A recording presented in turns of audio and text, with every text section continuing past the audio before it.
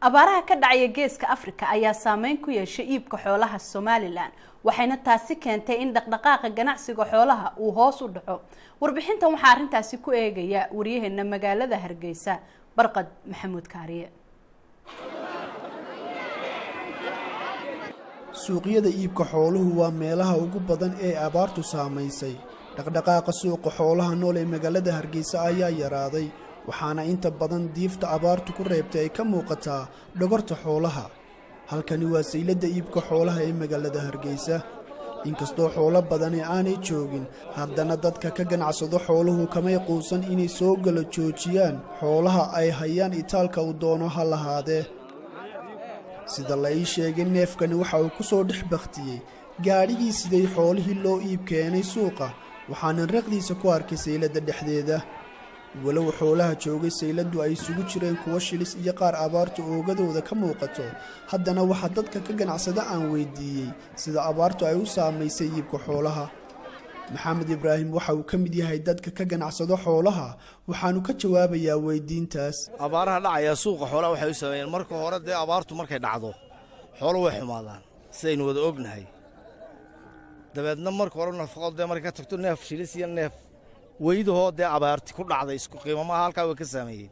halka labaad waad garanaysaa suuqa wuxuu ku baxaa uun raxmadda markay xooluhu wanaagsan yihiin ay shilis yihiin.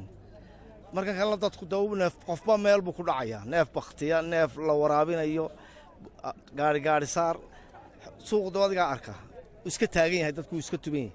ibraahim mudac waxa uu ka mid yahay dadka ka shaqeeya kala iibsiga xoolaha ee saylada Hargeysa.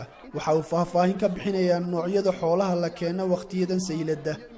waa dabaaxu waxaasina waa baladigii maka jooga.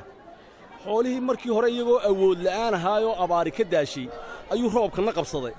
dabeed gorogoro la yidhaa lama soo kaxeeyo iyagoo dhiig laba roobkiina qabto waxa weeyaan xeradaba kama kacayo. geesta kale daaqii xooluhu cuni lahaa oo la waayey ayaa ka mid ah sababta ay abaartu sida baan ugu saamaysay xoolaha.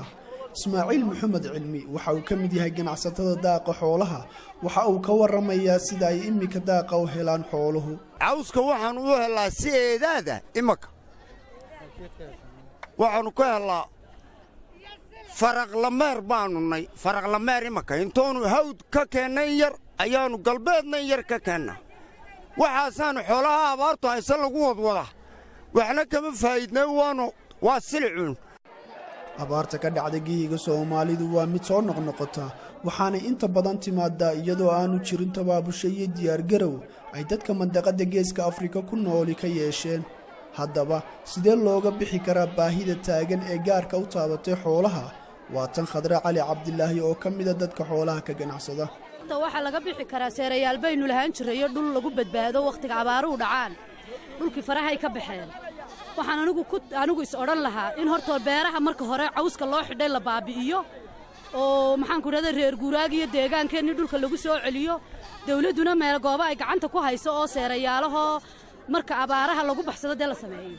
Barqad Maxamuud Kaariye, qubanaha VOA Hargeysa.